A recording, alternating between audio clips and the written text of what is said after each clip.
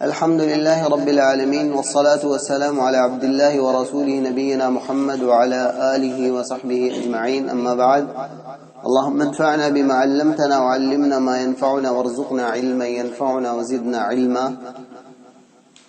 قال البخاري رحمه الله: حدثنا يحيى بن بكير قال حدثنا الليث عن عقيل عن ابن شهاب عن عروة ابن الزبير عن عائشة رضي الله عنها أم المؤمنين أنها قالت: أول ما بدأ به رسول الله صلى الله عليه وسلم من الوحي الرؤيا الصالحة في النوم إلى آخر الحديث.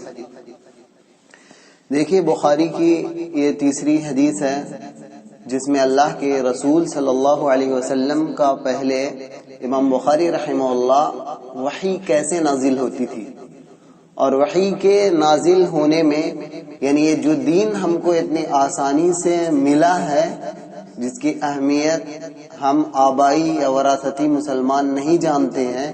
اللہ کے رسول صلی اللہ علیہ وسلم کو پچھلے درس میں آپ نے سنا ہوگا کہ اتنی مشقت اٹھانی پڑی تھی، اور ابھی اسی وحی کے بارے میں امام بخاری اور بیان کرتے ہیں نبی صلی اللہ علیہ وسلم کی احادیث کو. یہاں پر ام المومنین عائشہ رضی اللہ عنہا ذکر کرتی ہیں کہ اللہ کے رسول صلی اللہ علیہ وسلم کے پاس وحی کا آغاز کیسے ہوا. شروع میں آپ کو نیند میں خواب آپ کو دکھلایا جاتا تھا. اللہ کے رسول صلی اللہ علیہ وسلم کو اللہ تعالی خواب میں کچھ باتیں دکھلاتا تھا اور وہ سچی ثابت ہو جاتی تھی. جو بھی واقعات آپ کو دکھلائے جاتے تھے وہ سچے ثابت ہوتے تھے. یہ نبی صلی اللہ علیہ وسلم کی نبوت کا ابتدائی آثار ہیں، علامتیں ہیں. ابھی آپ پر جبریل امین نہیں آئے تھے، غار حرا میں بھی ملاقات نہیں ہوئی تھی. اسی زمانے کی بات ہے کہ اللہ کے رسول صلی اللہ علیہ وسلم کے پاس پتھر سلام کرتے تھے، درخت سلام کرتے تھے. آپ صلی اللہ علیہ وسلم چلتے چلتے آوازیں سنتے تھے. یعنی یہ سب بشارت تھی، خوشخبری تھی اللہ کے جانب سے کہ آپ کو رسول آپ رسول بنائے جائیں گے. آپ کوئی معمولی انسان نہیں ہے، آپ کا انتخاب ہوگا. اب اسی لیے آگے بیان کرتے ہیں عائشہ رضی اللہ عنہ کہ سب سے پہلے رسول اللہ صلی اللہ علیہ وسلم کو جو خواب دکھلایا جاتا تھا، یعنی بعض علماء نے لکھا ہے کہ تقریباً نبوت سے 6 مہینہ پہلے ہی سے آپ صلی اللہ علیہ وسلم کو سچے خواب دکھائے جاتے تھے. اور تو وہ خواب صبح ایسے ہی صحیح ہو جاتی تھی جیسے صبح روزانہ صبح ہوتا ہے. صبح پر کسی کو شک نہیں ہے صبح ہونے کا، اسی طرح وہ خواب سچا ہو جایا کرتا تھا. آپ صلی اللہ علیہ وسلم جو بھی خواب دیکھتے تھے وہ صحیح ہو جاتا. آپ کو تنہائی پسند ہو گئی تھی، آپ لوگوں سے الگ تھلگ رہنا چاہتے تھے. کیوں ایسا؟ کیونکہ معاشرے میں خیر اور بھلائی ختم ہو چکی تھی. جاہلیت میں صرف بتوں کی پوجا کی جاتی تھی. اللہ کی کوئی عبادت کرنے والا، اللہ کی اطاعت کرنے والے لوگ بہت کم تھے جن کے پاس توحید ہو. اسی لیے آپ تنہا ہو جاتے تھے اور تنہا غار حرا میں چلے جاتے تھے. غار حرا میں جانے کے بعد وہاں عبادت کرتے تھے اور کھانا لے لیتے تھے. ہمارے زمانے میں ٹفن کہتے تھے، اس زمانے میں زاد توشا، کوئی چمڑے کے برتن میں کوئی چیز لے لیتے تھے کھانے کے لیے اور وہاں رات بھی گزارتے تھے اللہ کے رسول صلی اللہ علیہ وسلم. اور آپ اگر جائیں، اللہ تعالیٰ سب کو نصیب کرے مکہ جانے اور حج کی توفیق دے، تو آپ جائیں گے تو غار حرا دیکھیں گے مکے سے کتنے دور. اور اللہ کے رسول صلی اللہ علیہ وسلم راتوں رات وہاں رہتے تھے، کئی رات تک صبح و شام اللہ کا عبادت کرتے تھے. معلوم نہیں تھا کیسے اللہ کی عبادت کرنا ہے، اور وہاں پر آپ گزارتے تھے. جب کھانا ختم ہو جاتا تھا تو پھر دوبارہ واپس آتے تھے اور خدیجہ پھر رضی اللہ عنہ چند دنوں کے لیے پھر کھانا تیار کر دیتی تھی. پھر آپ صلی اللہ علیہ وسلم جاتے تھے اور وہاں عبادت کرتے تھے. یہاں تک کہ آپ کے پاس حق آ گیا، یعنی جبریل امین اللہ تعالیٰ کی طرف سے وہ وحی جو دین لانے والے تھے وہ لے کر آ گئے. غار حرا کے اندر فرشتہ آتا ہے اور پہلے آنے کے بعد اللہ کے رسول صلی اللہ علیہ وسلم سے کہتا ہے پڑھیے، آپ پڑھو. تو انہوں نے کہا ما انا بقاری، مجھے پڑھنا نہیں آتا. اور بعض علماء نے لکھا ما انا بقاری، میں کیسے پڑھوں گا، میں کیسے پڑھوں. یعنی یہ مانا تھا کہ میں ان پڑھ ہوں، میں نے کبھی قلم نہیں اٹھایا اور میں نبی صلی اللہ علیہ وسلم کو لکھنا نہیں آتا تھا. عیب نہیں، ارے وہ رسول تھے، پڑھ کر بھی کوئی انسان لکھ کر بھی اس مقام تک نہیں پہنچ سکتا. کچھ لوگ یہ سمجھتے کہ توہین نہیں ہے. وہ اللہ تعالیٰ نے نبی صلی اللہ علیہ وسلم کو پڑھنا لکھنا کیوں نہیں سکھایا تھا؟ کیونکہ لوگ کہیں گے کہ فارس اور روم میں جا کے کچھ کتابیں پڑھ کے یہ کہہ رہا ہے کہ اللہ کی طرف سے. تو اللہ تعالیٰ سچائی کو ثابت کرنے کے لیے اللہ کے نبی صلی اللہ علیہ وسلم اپنے نبی کو لکھنا پڑھنا نہیں سکھایا تھا. اسی لیے تو وہ کہتے تھے, بعض قرآن کی آیتوں میں ذکر کیا گیا ہے کہ قالوا اساطیر الاولین اکتتباها, یہ تو محمد صلی اللہ علیہ وسلم پچھلے بادشاہوں کی کہانیوں کو لکھ لیا ہے اور اسے کوئی لکھوا دیتا اور اس کے بعد وہ پڑھ کے ہمیں سنا رہا اور بیوقوف بنا رہا. نعوذ باللہ من ذالک.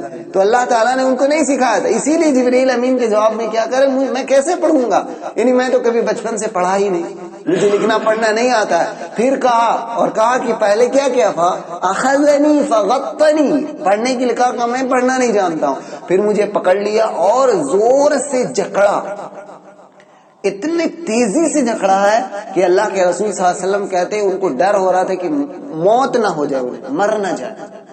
علماء نے اس کئی معنی بیان کیا ہے کہ آخر وہ خوف کا معنی کیا ہے, ڈر, بیماری, بہت زیادہ بیمار ہو جائے یا آپ کو موت لاحق ہو جائے, اتنی تیزی سے دبایا. پھر کہاں پڑھو, کہا نہیں جانتا ہوں پڑھنا. پھر 3 مرتبہ اتنی تکلیف کے بعد پھر اللہ کے نبی صلی اللہ علیہ وسلم کو چھوڑنے کے بعد کہا کہ پڑھو اقرا بسم ربک الذی خلق. یہ آیت دینے کے لیے آپ 6 مہینہ پہلے ہی جا کر غار ہرا میں راتوں رات زندگی گزار رہے ہیں, تکلیف, کیونکہ معلوم نہیں ہے کہ اللہ کی عبادت کیسے کی جائے گی. ہم اور آپ کہاں سے جانیں گے اس دین کی اہمیت کو. سوچئے, جب اب آپ صلی اللہ علیہ وسلم پھر پڑھے اقرا بسم, اپنے رب کی, اقرا بسم ربک الذی خلق, تم پڑھ اپنے رب کے نام سے. کیا رب کے نام سے؟ اس لیے کہا اللہ کی مدد سے پڑھو. نام سے مانے اللہ تمہیں مدد کرے گا, مدد مانگ کے پڑھو اللہ سے. اللہ کی توفیق کے بغیر تم کوئی بھی نیکی نہیں کر سکتے ہو, نہ نماز پڑھ سکتے ہو, نہ روزہ, کوئی کچھ بھی نہیں کر سکتے ہو. اسی لیے بسم ربک, اپنے رب کے نام سے, ان کی طاقت سے. اسی کا معنی ہے لا حول ولا قوت الا باللہ. اسی لیے آدمی کو بہت زیادہ لا حول ولا قوت الا باللہ, کوئی کام کر نہیں پا رہے, لا حول ولا پڑھیے, لا حول ولا قوت الا باللہ. کوئی کام کر رہے ہیں, اللہ سے ثابت قدمی کی دعا ہے, یہ بہت اہم چیز ہے. اس کے بعد اللہ کے رسول صلی اللہ علیہ وسلم واپس آتے ہیں تو آپ کا سینہ دھڑک رہا تھا, کلیجہ ہل رہا تھا آپ صلی اللہ علیہ وسلم کا. خدیجہ کے پاس آیا اور کہا کہ مجھے چادر اڑا دو, چادر اڑا دو. تو مجھے یہاں تک کہ ٹھنڈی بھی لگ رہی تھی, اللہ کے رسول صلی اللہ علیہ وسلم بہت زیادہ ٹھنڈی لگ رہی تھی, گھبراہٹ سے ٹھنڈی لگ رہی تھی. تو لوگوں نے چادر اڑا دیا. اس کے بعد خدیجہ رضی اللہ عنہا سے پورا واقعہ اور قصہ بیان کیا, ایسے ایسے میرے ساتھ پیش آیا. تو عائشہ خدیجہ رضی اللہ عنہا اور کہتے ہیں نبی صلی اللہ علیہ وسلم لقد خشیت علی نفسی, مجھے ڈر ہے کہ میں مر نہ جاؤں, مجھے کچھ ہو نہ جائے, مجھے ڈر لگ رہا ہے, میں بہت گھبراؤں. تو خدیجہ رضی اللہ عنہا دلاسا دیتی, کہتی ہیں دیکھو آپ گھبرانے کی بات نہیں ہے, آپ کو اللہ تعالیٰ رسوا نہیں کرے گا, اللہ تعالیٰ آپ کو غمگین نہیں کرے گا. آپ ایسے, آپ رشتہ داری کو نبھاتے ہیں. اگر آپ کا رشتہ دار آپ سے اعراض کر رہا ہے تو آپ اس سے ملیے, آپ جہاں تک ممکن ہے آپ اس سے کچھ وہ نہیں آتا آپ اس کے گھر جائیے, اللہ ہے کہ وہ ایسا بدتمیز ہو کہ آپ کے گھر سے نکال دے اپنے گھر سے, تو پھر مجبور ہے نا. آپ کسی کے گھر جا رہے ہیں اور دھکا دے کے نکال رہا, گالی گلوچ کر رہا, ایسا تو ہے آپ میں سے, ہم میں سے کسی کا بھائی ایسا نہیں ہوگا, اللہ نہ کرے کہ ایسا ہو. لیکن پھر بھی تھوڑی معمولی بات میں ہم جو نہیں جاتے, نہیں, اللہ کے رسول صلی اللہ علیہ وسلم کی کیا صفت بیان کی, آپ رشتہ داری کو نبھاتے ہیں, آپ بوجھ اٹھاتے ہیں, یعنی جو کمزور ہے, جو کمانے. علماء نے لکھا کل کے معنی وہ ہوتا ہے ایسا آدمی جو کمانے کی, کچھ کرنے کی صلاحیت نہیں ہے, بیچارہ کمانے کوشش کرتا ہے, کما نہیں پاتا ہے. ایسے لوگوں کے اس میں کون آئے گا, کم کمانے والا. عورت آ جائے گی جس کا بیوہ عورت ہے, بچے آ جائیں گے جس کا باپ نہیں ہے, یتیم ہے. اس طرح کے لوگوں کا نبی صلی اللہ علیہ وسلم بوجھ اٹھاتے تھے, وتقسیم کما کر دیتے تھے. معدوم, جس کے پاس مال نہیں ہوتا تھا اس کو کماتے تھے. آپ کمانے میں اگر آپ کو اللہ تعالیٰ مال دے رہا ہے تو آپ چھوڑیے نہیں, لیجیے, اور کیا نیت کریں کہ ہم جس کے پاس نہیں اس کو دیں گے, اس کو آخرت کا ذریعہ بنائیں گے, اس سے ہم آخرت کمائیں گے. یہ دنیا مزرعۃ الآخرہ ہے علماء نے کہا, اور حدیث کی ترجمہ نہیں کہ دنیا آخرت کی کھیتی ہے, یہاں پر جو پو گے وہاں پر کاٹو گے, یہاں جیسا آپ کرو گے اس کا صلہ وہاں ملے گا, اور یقیناً ملے گا. اسی لیے آپ نے خدیجہ کہتی ہیں آپ کما کر دیتے ہیں جن کے پاس مال نہیں, آپ مہمان نوازی کرتے ہیں, بہت اچھی چیز ہے. اب مہمان نوازی ہم لوگ کیوں کرتے ہیں, رشتہ داری سے نہیں, آپ مہمان, یہ ثواب نہیں ملتا ہے. آپ مہمان نوازی اس لیے کیجیے, اللہ تعالیٰ آپ کو دی کہاں ہے, اللہ کو خوش کرنے کے لیے آپ ایک کپ چائے دیتے ہیں، نیت کیجیے میں اللہ کے رسول صلی اللہ علیہ وسلم اپنے مہمان کی عزت کرتے تھے، یہ میرا مہمان ہے، چاہے میرا رشتے دار ہے، بھائی ہے، بہن ہے، بھانجا بھانجی کچھ بھی ہے، یا باہر کا اجنبی آدمی، یہ مہمان ہے، میں اسے ایک گلاس پانی دے رہا ہوں، اور یہ سوچ کر دل میں اخلاص کے ساتھ، کوئی میری تعریف کرے نہ کرے، اس سے الگ ہو کر آپ کریں۔ پھر کہتے ہیں عائشہ خدیجہ رضی اللہ عنہا، مہمان نوازی کرتے ہیں آپ مصیبت پر مدد کرتے ہیں، کوئی اگر آدمی حق والا ہے حق کا ساتھ دے، باطل کا ساتھ نہیں۔ آج حق کا ساتھ کون دیتا ہے؟ حق کا ساتھ کون دیتا ہے؟ حق والے کو سمجھا دیتے ہیں، باطل طاقتور ہے تو باطل کے خلاف ہم لوگ کھڑے نہیں ہوتے، لیکن اس طریقے سے نہیں جو جمہوریت میں ہے کہ فوضا ہو، ہنگامہ ہو، وہ گروپ بنا لیا، ادھر اس کو صدر بنایا جائے گا، وہ کہے گا اس کو صدر بنایا جائے گا، پارٹی پولیٹکس۔ اب مسجدوں میں دیکھیے چیزیں ہیں، یہ دوسرا بحث ہے، اس میں دوسری بحث ہے، اس میں نہیں جانا چاہتا۔ اس طرح نہیں، وہ طریقہ نہیں، آپ حق والے کی مدد کی کرتے ہیں۔ پھر خدیجہ رضی اللہ عنہ آپ کو لے کے ورقہ بن نوفل کے پاس چلی جاتی ہیں۔ یہ کون تھے؟ خدیجہ رضی اللہ عنہ کے چچا کے بیٹے ورقہ بن نوفل بن اسد بن عبد العزیٰ۔ اسد کیا نا دادا ہے، خدیجہ کے دادا کا نام اسد ہے، اور ورقہ کے دادا کا نام بھی اسد ہے۔ ورقہ کے ابو کا نام نوفل ہے، اور خدیجہ رضی اللہ عنہ کے ابو کا نام خویلد ہے۔ تو خویلد اور نوفل دونوں بھائی ہیں، دادا ایک ہے، اسی لیے کہتے ہیں کہ خدیجہ رضی اللہ عنہ نبی صلی اللہ علیہ وسلم کو لے کر اپنے چچیرے بھائی کے پاس گئے۔ چچیرے بھائی کون ہے؟ ورقہ بن نوفل۔ یہ کفار قریش جن دین پر تھے ان کو پسند نہیں آتا تھا وہ دین، وہ کہتے تھے کہ یہ دین صحیح نہیں، اسی لیے یہ، اور میں خطبے میں کہا تھا آپ کو یاد ہوگا، زید بن عمرو بن نفیل، وہاں پر مجھ سے غلطی ہوئی تھی، میں کیا کہہ دیا تھا کہ عمر کے چچا نہیں، عمر رضی اللہ عنہ کے چچیرے بھائی وہ بھی تھے، کون؟ زید بن عمرو بن نفیل، عمر بن خطاب کے چچیرے بھائی ہیں۔ زید بن عمرو نبی عمر بن خطاب کے چچا ہیں، اور زید چچیرے بھائی ہیں، خطاب اور عمرو دونوں بھائی ہیں۔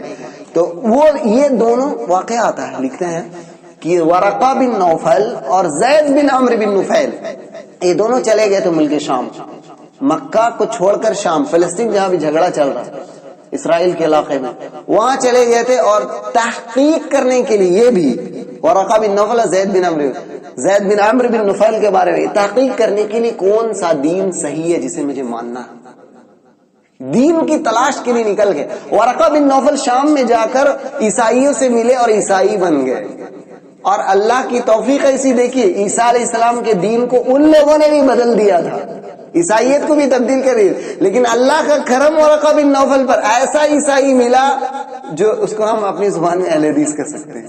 جیسے آج اسلام ہے تو اسلام میں لوگ بتوں کی پوجا کرتے ہیں، قبروں کی پوجا کرتے ہیں، اللہ کے علاوہ دوسروں سے مانگتے ہیں، تو ورقہ بن نوفل کو ایسا عیسائی ملا تھا جو موحد تھا، جو صحیح تھا، اس کے ہاتھ پر انہوں نے عیسائی مذہب کو تسلیم کر لیا تھا، اور عیسائی کتابوں کو پڑھتے تھے، انجیل کو اور عبرانی زبان کو لکھنا پڑھنا جانتے تھے، تو بہت ساری چیزیں پڑھ رکھی تھی۔ اب خدیجہ رضی اللہ عنہا جب نبی صلی اللہ علیہ وسلم کو لے کر گئے پوچھنے کے لیے، تو بتایا، اے میرے چچیرے بھائی تم ذرا سنو تمہارا بھتیجا کیا کہہ رہا ہے۔ نبی صلی اللہ علیہ وسلم کو بھتیجا کہا۔ بھتیجا کیوں کہا؟ اس لیے کہ قصی بن کلاب جو نبی صلی اللہ علیہ وسلم کے پردادا میں 9ویں 10ویں 11 دادا کے اندر کوئی ہے، قصی بن کلاب، وہاں پر سے ان کا نسب مل جاتا ہے، تو اسی کی طرف منسوب کہتے ہوئے کہا کہ تمہارے بھتیجا، میں اپنا باپ کا چچا کو بھی ہم چچا بولیں گے۔ ہماری زبان میں کیا ہوتا ہے کہ ہم لوگ اپنے باپ کے چچا کو دادا بولتے ہیں، یا باپ کے ماموں کو نانا بول دیتے ہیں، تھوڑا بڑھا دیتے ہیں ایک اسٹیپ، لیکن نہیں، ایسا نہیں ہوتا عربی میں، یا ہم نے اسلام جو پڑھا ہے اس میں ابو کے چچا کو بھی آپ چچا بولے، ابو کے ماموں کو آپ ماموں بولے، وہ ایسا کہنا، ابو کے خالہ ہمارے خالہ، ہماری خالہ، ابو کی پھوپھی ہماری پھوپھی، یہ ہے اسلامی اصل، یہ ہمیں رشتہ آگے نہیں بڑھانا اس کو، وہ باپ کی ماں آپ کی ماں ہے، یعنی دادی آپ کی ماں ہی ہوتی ہے۔ اس کے بعد نبی صلی اللہ علیہ وسلم سے پوچھا کیا تم دیکھتے ہو، کیا ہے معاملہ؟ تو نبی صلی اللہ علیہ وسلم نے بتایا کہ میرے ساتھ ایسا ایسا پیش آیا۔ تو ورقہ بن نوفل نے کہا یہ وہی شخص ہے، وہی ہے جو موسیٰ علیہ السلام کے پاس آیا کرتا تھا، یعنی یہ جبریل امین ہے۔ یا لیتنی فیہا جزعن، وہ ورقہ بن نوفل کہتا کاش، اور یہ دیکھیں اسلام پر تھے ورقہ بن نوفل، جنتی ہیں ورقہ بن نوفل عیسائی مذہب میں تھے، کاش میں اس وقت جوان ہوتا، لیتنی فیہا جزع، جزع بولتے ہیں ایسی بکری جو ابھی کم عمر ہے، 9 مہینہ 1 سال، یعنی کاش میں نوجوان ہوتا، کم عمر والا، کم عمری کے اندر ہوتا کہ میں نوجوان ہوتا، لیتنی اکون حیا، کاش میں اس وقت زندہ ہوتا جس وقت تیری قوم کے لوگ تجھے نکال رہے ہوتے، محمد صلی اللہ علیہ وسلم تجھے نکال دیں گے۔ تو اللہ کے رسول صلی اللہ علیہ وسلم بچپن ہی سے اللہ نے ان کی تربیت ایسی کی تھی کہ اللہ کے رسول صلی اللہ علیہ وسلم پر کوئی بھی اخلاقی، اسلام آنے سے پہلے بھی کوئی عیب نہیں رکھتا تھا، کوئی اخلاق، کوئی نہ گالی بکتے تھے، نہ کوئی بھی غلط صفت آپ صلی اللہ علیہ وسلم کے اندر نہیں تھی۔ اسی لیے سب لوگ نبی صلی اللہ علیہ وسلم کو محبت کرتے تھے، پسند کرتے تھے ہر چیز میں۔ تو ان کو بہت تعجب ہوا، انہوں نے کہا اوا مخرجیہم، مجھ کو نکال دیں گے، مجھ کو۔ ابھی یعنی ان کو تعجب تھا، قریش کا پورا خاندان ہے مکہ میں، قریش نبی صلی اللہ علیہ وسلم کا بڑا خاندان، اور سب کون ہے؟ ان کے دادا ابراہیم اسماعیل کے بیٹے سے چلے ہوئے ایک ہی خاندان کے لوگ ہیں، ہمارے یہاں نہیں ہے ایسا، ایک ہی خاندان کے لوگ ہیں۔ ان میں وہ رتبہ ہے، کون ہے؟ نبی صلی اللہ علیہ وسلم کے دادا عبد المطلب، خانہ کعبہ کے رکھوالی متولی، ان کے ابو ہاشم، وہ بھی کیا تھے؟ ہاشم بھی خانہ کعبہ کے متولی تھے، یعنی اسماعیل علیہ السلام کی جو وراثت ملی تھی وہ وراثت یہ لوگ سنبھالے ہوئے تھے۔ اتنا بڑا مقام تھا، اس کے باوجود ان کو جب کہا کہ مجھ کو نکال دیا جائے گا، بڑا تعجب ہوا، ایسا کیسے ہو سکتا ہے کہ مجھے میری قوم کے لوگ نکال دیں گے؟ تعجب ہوا۔ تو انہوں نے کہا ہاں ایسا ہی ہوگا، سن لو، جو بھی شخص اس چیز کو لے کر آیا جسے تم لے کر آئے ہو، اس سے دشمنی کی جائے گی، اسے دشمنی کی گئی ہے۔ اور آپ بھی یاد رکھیں، اگر آپ بھی توحید پہ عمل کیجئے گا نبی صلی اللہ علیہ وسلم پر، تو آپ سے دشمنی کی جائے گی۔ آپ کو گھبرانا نہیں ہے، آپ کی جیسے اللہ کے نبی کی مدد ہوئی ہے ویسے اللہ تعالیٰ آپ کی بھی مدد کرے گا۔ اور کہتے ہیں اگر، سنو اے محمد صلی اللہ علیہ وسلم، اگر اس وقت میں تم کو پالوں، میں زندہ رہوں گا، میں تمہاری زبردست مدد کروں گا۔ اس کے بعد کہتے ہیں ورقہ بن نوفل چند ہی دنوں کے بعد وہ انتقال کر گئے، وفتر الوحی، اور وحی کا سلسلہ چند زمانے تک بند رہا۔ اب تھوڑا سا میں یہ حدیث کے بعد ورقہ بن نوفل کا جو ذکر کیا ہے میں اس کا تھوڑا ذکر کر دے رہا ہوں، بخاری کی دوسری میں نے لکھ کر لایا ہے۔ عبداللہ بن عمر رضی اللہ عنہ کہتے ہیں کہ اللہ کے رسول صلی اللہ علیہ وسلم، ورقہ بن نوفل اور زید بن عمرو بن خطاب، یہ عمر رضی اللہ عنہ کے جو چچیرے بھائی تھے، یہ دونوں کا جو واقعہ ہے کس طرح ذکر کیا ہے، میں نے توحید کی اہمیت آپ سمجھیں گے اسلام کیا ہے۔ کہتے ہیں کہ اللہ کے رسول صلی اللہ علیہ وسلم کی ملاقات مکہ کے ایک علاقہ بلدہ نام ہے، یہ ابھی تنعیم کے پاس ہے، تنعیم ایک جگہ، وہاں پر زید بن عمرو بن نفیل سے نبی صلی اللہ علیہ وسلم کی ملاقات ہوئی وحی کے نازل ہونے سے پہلے۔ نبی صلی اللہ علیہ وسلم کے سامنے کھانا پیش کیا گیا، سفرہ، اور عبارت سے لگتا ہے کہ کوئی ذبیحہ جانور ذبح کر کے پیش کیا گیا تھا غیر اللہ کے نام پر، آگے جو عبارت آتی ہے اس سے ایسے ہی لگتا ہے۔ تو اللہ کے رسول صلی اللہ علیہ وسلم نے انکار کر دیا، میں نہیں کہوں گا۔ اور تو پھر زید، وہی زید جو اسلام قبول نہیں کیے تھے لیکن جنت میں ہے، نبی صلی اللہ علیہ وسلم نے کہا اسلام سے پہلے، یہ کون؟ ورقہ بن نوفل کا ان سے بھی رشتہ ہے، وہ میں ابھی بیان نہیں کر سکتا، زید بن عمرو بن نفیل۔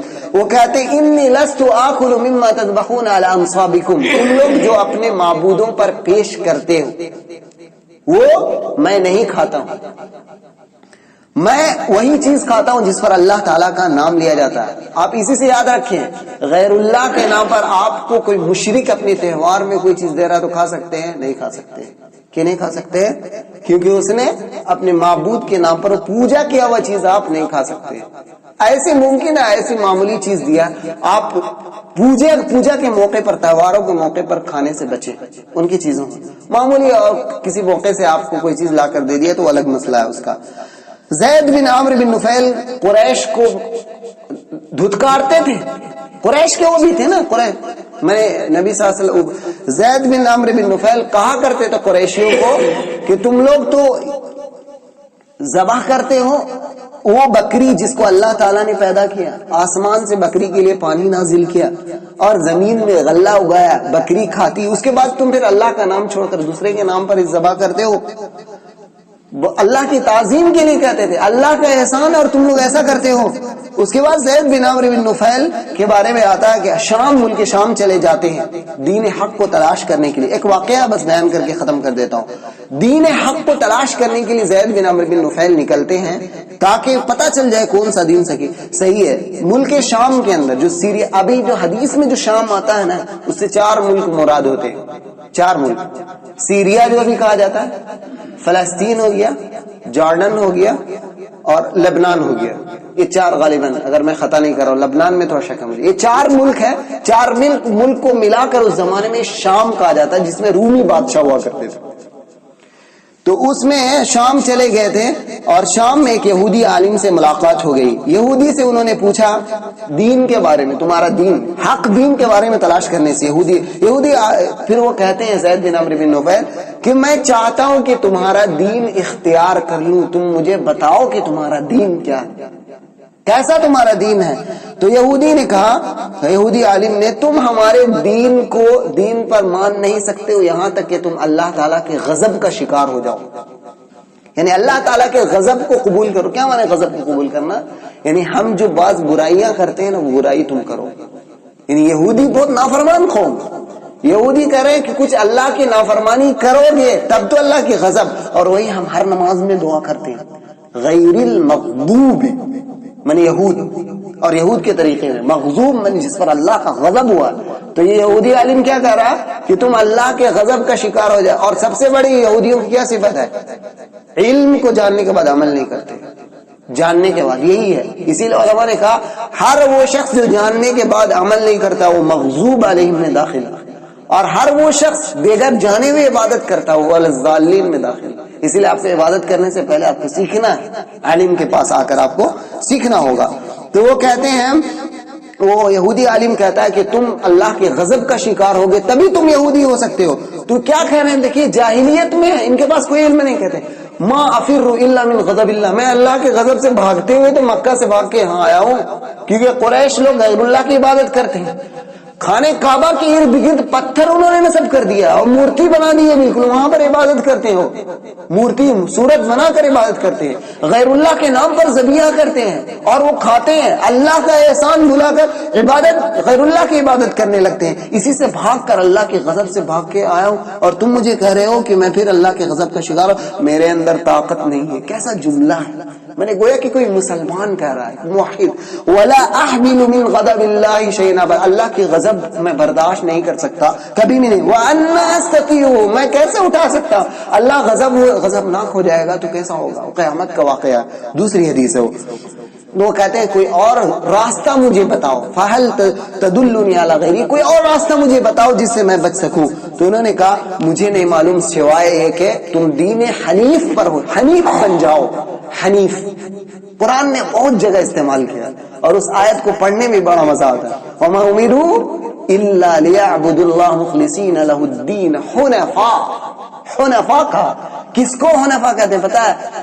ایک شعر میں آپ سمجھ سکتے ہیں، کسی نے کہا ہے، اردو شعر ہے، کہا توحید تو یہ ہے کہ خدا حشر کے دن کہہ دے، توحید تو یہ ہے کہ خدا حشر کے دن یہ کہہ دے میرا بندہ دونوں جہاں سے خفا میرے لیے، یہ بندہ دونوں جہاں سے خفا میرے لیے، پرواہ ہی نہیں ہے اسے کہ کون اس پر، میں داڑھی رکھتا ہوں کوئی داڑھی رکھ رہا ہے نہیں، میں 5 وقت کی نماز پڑھ رہا ہوں کوئی رکھ رہا ہے نہیں، میں ٹخنے سے اوپر رکھتا ہوں اپنے پاجامے کو رکھتا ہوں، یہ توہین نہیں ہے، عزت ہے، میرے رسول صلی اللہ علیہ وسلم نے کیا، کوئی معمولی چیز نہیں ہے۔ میں پیدل مسجد چل کر گھر سے پیدل، ہم دکان سے پیدل میں مسجد آتا ہوں، فخر ہے میرے رسول اللہ کی دعوت کرتے تھے تو کیا کرتے تھے؟ پیدل جا کر قبائل میں کرتے تھے، پیدل نبی نے نماز پڑھی۔ کیا ہے جس کو اللہ کے رسول صلی اللہ علیہ وسلم نے کیا ہے اس کو کرنے میں فخر محسوس کرو، دنیا کے لوگ نہ کرے۔ کھانا کھاتے ہوئے اگر پلیٹ سے گر جائے اٹھا کے کھا لو،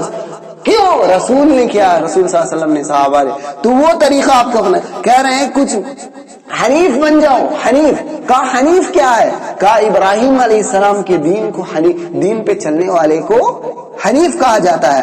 کہا ابراہیم علیہ السلام یہودی بھی نہیں تھے، نصرانی بھی نہیں تھے، وہ صرف اللہ تعالیٰ کی عبادت کرتے تھے۔ اس کے بعد اس یہودی عالم کے پاس سے وہ چلے گئے، زید بن عمرو بن نفیل، دوسرے عیسائی عالم کے پاس پہنچے، یہ بخاری کی روایت ہے، میں ادھر ادھر کے واقعات نہیں بیان کر رہا ہوں۔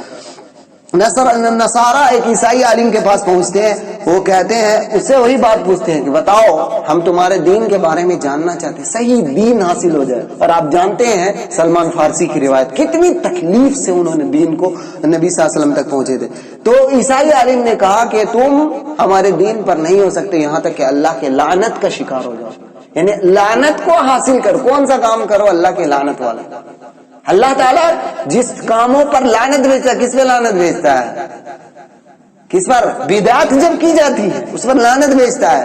ہماری بستی میں بدعت ہوتی ہے لیکن ابھی نہیں، جنازے میں بعض علماء نصیحت ہمیشہ کرتے ہیں، بدعت ہے، آپ پہ لعنت ہو رہی ہے، ہمیں لعنت ہو رہی ہے، ہم نہیں ٹوکتے، میں نے خبر پہنچا دی، واللہ عالم، ہم شکار ہیں اس کے، لعنت ہوتی ہے ایسی چیزوں پہ، بدعت پہ، بہت ساری چیزوں پہ اللہ کے رسول صلی اللہ علیہ وسلم نے لعنت بھیجی، ان کو پڑھنا چاہیے، وہ ایک الگ بحث ہے۔ تو تم لعنت کا شکار ہو جاؤ تب تم ہمارے دین پر یعنی عیسائی بن سکتے ہو۔ کہا تمہیں اللہ کے غضب سے بھاگا ہوں، تو یہودی بولتا اللہ کے غضب کے شکار ہو جاؤ، عیسائی کے پاس آیا ہوں کہتا ہوں کہ اللہ کی لعنت کا شکار ہو جاؤ، میں لعنت سے بھاگ رہا ہوں، اللہ کے غضب سے بھاگا ہوں، اور تمہیں میں اس کے برداشت نہیں کر سکتا ہوں۔ اس کے بعد کہتا تم کو اور کچھ مجھے بتا سکتے ہو تو بتاؤ۔ تو اس عالم نے بتایا تم دین ابراہیم حنیف بن جاؤ، یعنی ابراہیم علیہ السلام کے دین پر ہو جاؤ، تم کو اگر شوق ہے تو۔ یہودی اور عیسائی میں جگہ نہیں، یہودی لوگ بھی بگڑ چکے ہیں، یعنی اپنی کتاب کو تورات کو بدل دیا ہے، اور عیسائیوں نے بھی اپنی کتاب انجیل کو جو اللہ نے دیا اس کو بدل دیا، ان کو اندر خلط ملط کر دیا گیا ہے۔ اس میں تمہارے لیے چین نہیں ہے، تم جو چاہ رہے ہو وہ صرف دین ابراہیمی پر ہے، اور دین ابراہیمی تم جس ملک سے آئے ہو، کہاں سے؟ مکہ سے آئے، اور مکہ میں بھی دیکھ رہے ہیں کہ معاملہ برعکس ہے، وہاں بھی بدل دیا گیا ہے۔ تو اس کے بعد کیا کہتے ہیں، زید ان کی رائے پر غور کیا، اس کے بعد نکلنے کے بعد شام ہی میں اپنے دونوں ہاتھ کو آسمان کی طرف اٹھایا اور کہا اللہم انی اشہد انی علی دین ابراہیم، اے اللہ تو گواہ رہنا، اللہم اشہد، اے اللہ تو انی اشہد، میں گواہی دیتا ہوں کہ میں دین ابراہیمی پر، مجھے نہیں معلوم ہے دین ابراہیمی کیا ہے، لیکن اتنا جانتا ہوں بتوں کی عبادت دین ابراہیمی نہیں ہے، غیر اللہ پر ذبح کیا ہوا دین ابراہیم ہے، ہاں سود کھانا اسے لعنت والا ہے، بہت ساری چیزیں، یہ سودی معاملات کرنا لعنت کے شکار ہے۔ اب سوچتے ہیں نا، تین چیزوں سے انسان کو بچنا ہے۔ اس کے بعد روایت ختم ہو جا رہی ہے، اسما بنت ابی بکر کہتے ہیں کہ میں نے زید بن عامر بن نفیل کو خانہ کعبہ میں ٹیک لگاتے، مسندن ظہرہ، اپنی پیٹھ کو خانہ کعبہ پہ ایسے کر دیا، ٹیک لگا دیا، اور کھڑے ہو کر کہہ رہے یا معاشر قریش، اے قریش کے لوگوں، اللہ کی قسم تم میں سے آج بھی کوئی میرے علاوہ دین ابراہیم پر نہیں ہے۔ کہاں سے؟ شام گھوم کے آ گئے ہیں، ورقہ بن نوفل عیسائی بن گئے، لیکن اللہ نے قسمت دی۔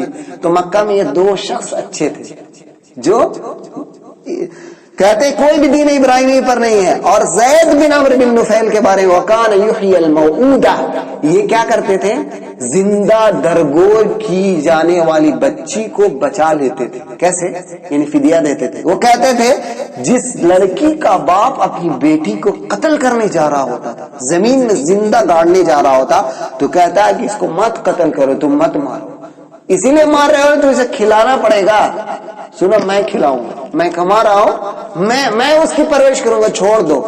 بچی کو لے آتے، گھر میں اس کو رکھتے، کھلاتے، پورا خرچ کرتے اس بچی پہ، بڑی ہو جاتی دوڑنے لگتی، بولتے اب بھی لے جاؤ۔ جب بڑی ہو جاتی تو اب باپ کیسے کہتے اب بھی تم چاہتے تو اپنی بیٹی کو لے جاؤ اور میں تمہیں دے دوں گا، میں نے اس کی پرورش کی ہے، اس کو کھلایا، اور اگر تم نہیں چاہتے تو اب بھی میں اسے رکھوں گا۔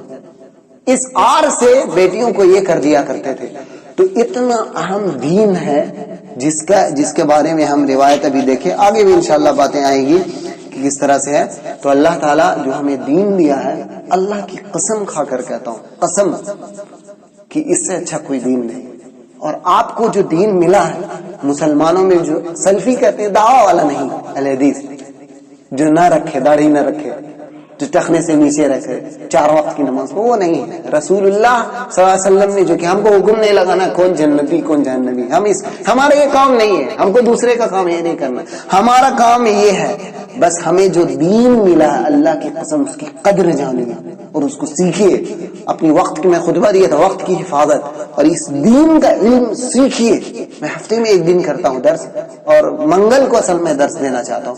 پچھلے ہفتے میں غلطی سے سوموار کو دے دیا تو یاد رکھیں انشاءاللہ منگل دیا کروں گا.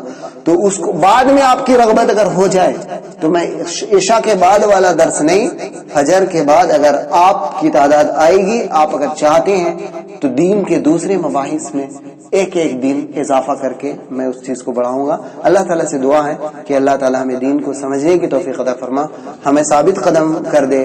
الہ العالمین ہمارے دلوں سے کینہ, بغض, حسد اور اسلام کی کسی چیز سے نفرت نہ رکھے, اسلام کی تمام تعلیمات سے محبت پیدا کر دے. وآخر دعوانا ان الحمد للہ رب العالمین. سبحانک اللہم و بحمدک اشہد ان لا الہ الا انت استغفرک و اتوب الیک.